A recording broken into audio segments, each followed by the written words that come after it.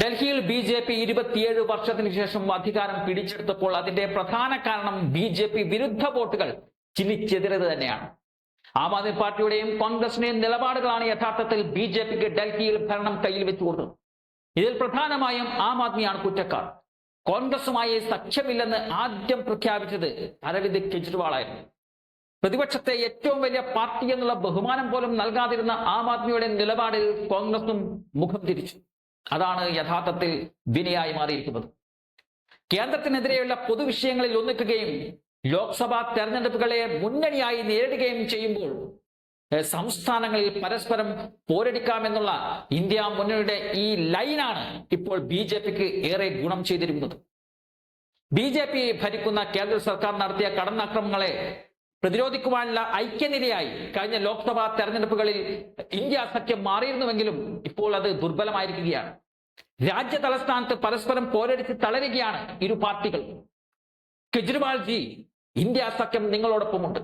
ഈ അനീതിക്കെതിരെ നമ്മൾ ഒരുമിച്ച് പോരാടുമെന്ന് മാസങ്ങൾക്ക് മുമ്പ് മദ്യനയ അഴിമതി കേസിൽ ഡൽഹി മുഖ്യമന്ത്രിയായിരുന്ന അരവിന്ദ് കെജ്രിവാൾ അറസ്റ്റ് ചെയ്യപ്പെട്ടപ്പോൾ രാഹുൽ ഗാന്ധി പറഞ്ഞ വാക്കുകളാണിത്.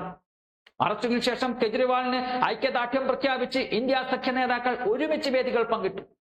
കെജ്രിവാൾ പുറത്തിറങ്ങിയ ശേഷവും പല വേദികളിലും രാഹുലും കെജ്രിവാളും കൈപിടിച്ച് ഒത്തൊരുമയോടെ പ്രത്യക്ഷപ്പെട്ടു.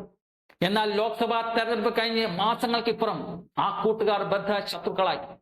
ഇത് കേവലം കെജ്രിവാളും രാഹുൽ ഗാന്ധിയും തമ്മിലുള്ള തർക്കത്തിന്റെ പ്രശ്നമല്ല. ബി.ജെ.പിക്കെതിരെ വിശാല പ്രതിപക്ഷ ഐക്യമെന്ന സാധ്യത തേടി രൂപം കൊണ്ട മുന്നണിയാണ് തകർന്ന് തരിപ്പണമായി പോകുന്നത്. രാജ്യത്തിന്റെ സുരക്ഷിത ഭാവിക്ക് വേണ്ടിയെന്ന അവകാശവാദവുമായി രൂപീകരിക്കപ്പെട്ട ഇന്ത്യ സഖ്യം നിലംപതിക്കുന്ന കാഴ്ചയാണ് രാജ്യ തലസ്ഥാനത്ത് നിന്നും നമ്മളിപ്പോൾ കണ്ടുകൊണ്ടിരിക്കുന്നത്.